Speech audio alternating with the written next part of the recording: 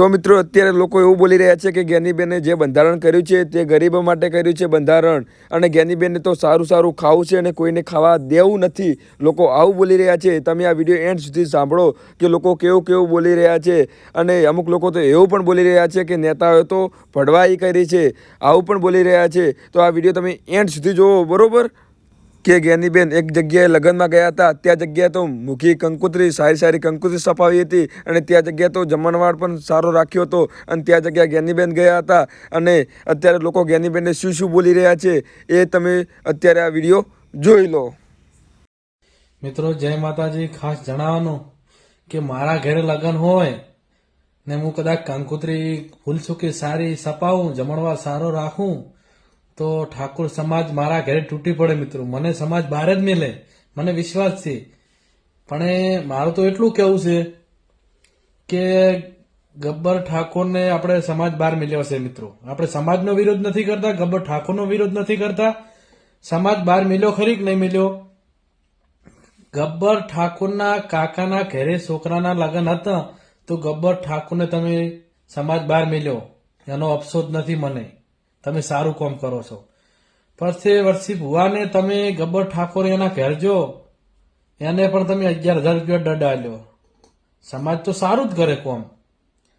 પછી હારીજ જ્ઞાનીબેનને જ્યાં સારી કંકોત્રી છપાયેલી છે, જમણવાર સારો છે, મંડપ પણ સારું પહોંચ્યું છે, જ્ઞાનીબેન સ્ટેજ ઉપર ચડી રહ્યા છે, તો જ્ઞાનીબેનને કોઈ સમાજવાળા 5 જણા જઈને નહીં કે જ્ઞાનીબેનને દંડ પણ નહીં આલો તમે.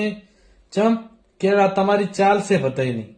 હમણે મારા ઘરે પર્સન હોય તો મારે સમાજ ટોટલ સમાજ મારા ઘરે આવીને તૂટી પડે તો મને તમે દંડ આલો તો મારે સહન કરવું પડે. જ્ઞાનીબેનને કોઈ દંડ આલવા જવાના કોઈ છે નહીં. પેલા ગબ્બર ઠાકોર પેલાના ઘરે ગયા તો ભુવાના ઘરે તો એને 11,000 દંડ આલ્યો હતો. તો જ્ઞાનીબેન હોમે સ્ટેજ ઉપર ચડી સારું સારું ખાવું છે, કોકને ખાવા જેવું નથી, તો આ તો ના જ ચાલે ને. તમારે સારું ખાવું છે. આ સ્પેશિયલ ગરીબો માટે જ તમે બંધારણ કર્યું છે, મોટા મોટા હસ્તીઓ માટે બંધારણ તો કર્યું જ નથી. કોણ તમે સમાજનો દડે લેવરાવો છો, તમારે સારું સારું ખાવું છે, તો આ તો કના ઘરનો કાયદો છે? તમે સારું ખાવું છે ને ગરીબોને એમ કે તમે બંધારણ મારો, તમે અહીંયા ભાઈ દંડ લ્યો, તો અહીંયા તમારો કોઈ દંડ લેવા નહીં આવે તમારા માટે. જ્ઞાનીબેન અહીંયા જ્યાં તો કોઈ સમાજનો મોટો આગેવાન થઈ ને જ્ઞાનીબેન પાસે કોઈ દંડ નહીં માજી કે લાવો હું તમને ચેલેન્જ લસી આલું છું ખુલ્લી, કે જ્ઞાનીબેન નું બધા માન્યતા રાખશે. તમે જ્ઞાનીબેનને એમ નહીં કહી શકો જ્ઞાનીબેન તમે ખોટું કર્યું છે, તમે અહીંયા જઈને ખાધું છે કંકોત્રી સારી, અહીંયા તમે જ્ઞાનીબેન પાસે દંડ નહીં લેગો. પણ દંડ તો હર સમાજમાં આપણે સમાજમાં એક જ હોવું જોઈએ. ગબ્બર ઠાકોરને દંડ લીધો, પેલા ભુવાનો દંડ લીધો, પેલા રાધનપુર લવિંગજીનો દંડ લીધો, તો જ્ઞાનીબેનનો દંડ તો લેવો જ જોઈએ સમાજ રીતે. તો બંધારણ તો અમે કરતા રહીશું, પણ આ નેતાઓ જ ભડવાઈ કરી નાખે એમાં શું કરવાનું? રિફ્લેક્શન રાખ્યું ને પ્રોફેશનલ ને જમણવાર ડબલ આઇટમ ને આ બધી સિસ્ટમ તમારે દેખાડા દેખી કરવી. 10,000નું ડીજે રાખવું પડતું ભેળા ભેળું, શું ફેર પડો? જેમ કે ડીજેમાં કદાચ તમારે 1,00,000-2 લાખનો ખર્ચો આવે, રિફ્લેક્શનમાં કદાચ 1,500 કે 4-5 હજારમાં પતી ગયું છે. એટલે અમે બધા ગાંડા અને તમે હોશિયાર કે ડીજે નહીં રાખ્યું, સમાજને બંધારણનું ઉલ્લંઘન નથી થયું. અને આ વીઆઈપી રિફ્લેક્શન પ્રોફેશનલ રાખવું એમાં કેટલો ખર્ચો આવે તો બધાને ખબર છે અને બધા જાણે છે. અને તમે જ જો નેતાઓથી બંધારણનું ઉલ્લંઘન કરશો તો પછી સમાજને તમારે સંદેશો આપવા માટે સ્ટેજ ઉપર ચડાય જ નહીં નેતાઓને. ઓગળ જે સમાજ ભેળો થયો હતો ને એ બધો મધ્યમ વર્ગનો અને આર્થિક લોકો ભેળા થયા હતા.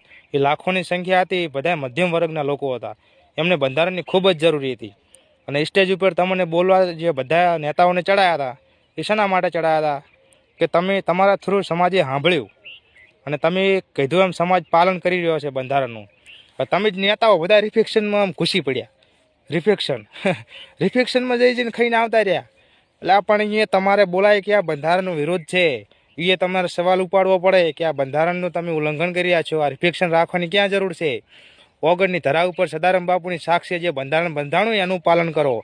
નેતા થયું દેશનો પીએમ હોય ને સમાજનો, તો એ જેટલા બંધારણમાં નેતાઓ હતા એને મોઢેથી ફાટવું પડે, કાયદેસર બોલવું પડે. હું તો મારી ફરજમાં બોલ્યો વિડીયો બનાવીને, કેમ કે સમાજનો નાગરિક છું એટલે બોલીશ કાયદેસર. બંધારણ કરીને અમે મરી જઈએ અને તમે નેતાઓ જ બંધારણનું ઉલ્લંઘન કરી નાખવા થોડો મેળ આવે. એટલે બધાને કહું છું, કોમેન્ટ કરો આ લોકો વિશે શું ચર્ચા કરવી જોઈએ. જય ઠાકોર સમાજ, જય સદારામ બાપુ. માતાજી મિત્રો, એ આપણા સમાજમાં બંધારણ બન્યું એમાં ભાઈ કહેવામાં આવ્યું હતું કે ભાઈ કોઈ પણ પ્રકારની વીઆઈપી ખાવાનું નહીં, વીઆઈપી કંકોત્રી નહીં, કે ભાઈ વીઆઈપી ખર્ચા ઘટાડે ને નોર્મલ જે આપણે સમાજે કર્યું છે કે બંધારણમાં કે ભાઈ આ રીતના વિવાહ કરવાને અને એ બધા માટે નિયમ લાગુ કર્યો.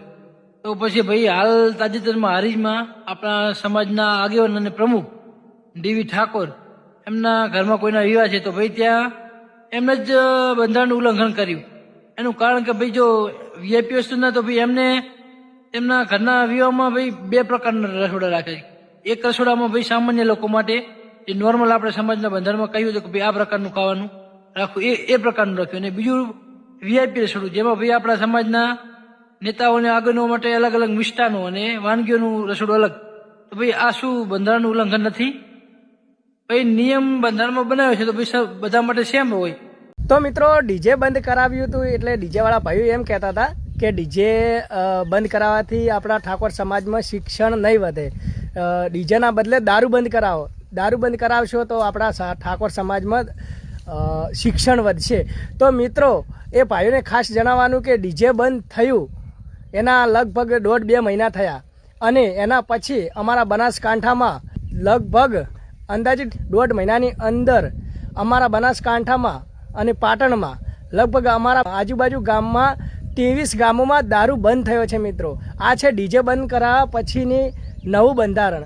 જે ગામડામાં દારૂ ચાલુ હતો જે બનાવતા એ દારૂ દેશી દારૂ બંધ કરવાનો પ્રતિબંધ મૂક્યો છે. અને એવું જ નથી, જે દારૂ પાડશે એને ગામમાં કંઈ વ્યવહાર મળશે નહીં, એટલે કે સમાજ બહાર હશે ને ગામ બહાર હશે એવું આપણા ઠાકોર સમાજના ભાઈઓએ નક્કી કર્યું છે ને. એમ કરતાં 23 ગામડામાં દારૂ બંધ થયો છે અને 4 ગામડા તો અમારા આજુબાજુ ગામડામાં જ છે. એક જ્યાં અજુજા ગામ ત્યાં પણ સંપૂર્ણપણે દારૂ બંધ છે અને કોઈટા ગામમાં પણ સંપૂર્ણપણે બંધ છે. એવા 4 ગામ છે મિત્રો અમારા આજુબાજુમાં અને પાટણને અને બનાસકાંઠામાં એમ થઈને 23 ગામમાં દારૂ બંધ થયો છે. મિત્રો હળવે બધા જ ગામડામાં દારૂ બંધ થાય એવી બધા ઠાકોર સમાજના ભાઈઓને ખાસ વિનંતી કે આપણી સમાજમાં દારૂ એક એવું અસ્ત્ર છે જે આપણા ઠાકોર સમાજને જડ મૂળથી ખત્મ કરી રહ્યું છે. મિત્રો તો એ મૂળને જ આપણે ફેંકી દેવાનું છે કાઢીને. તો મિત્રો જેટલો બને એટલો વિડીયો શેર કરો અને દારૂ માથે સખત ને સખત પ્રતિબંધ મૂકો, એટલે કોઈ ભાઈ પાડતો હશે